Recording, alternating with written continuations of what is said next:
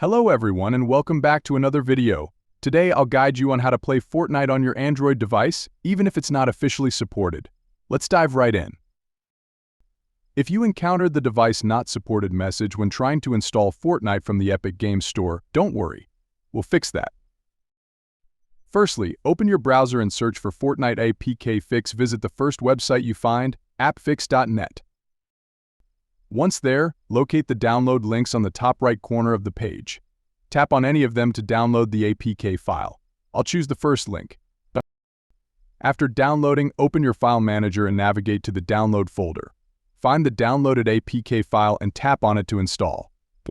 Wait for the installation to complete. Once done, perform a security check to ensure the file is safe and secure. Now, go back to the Fortnite app you installed. It may take a few seconds to connect.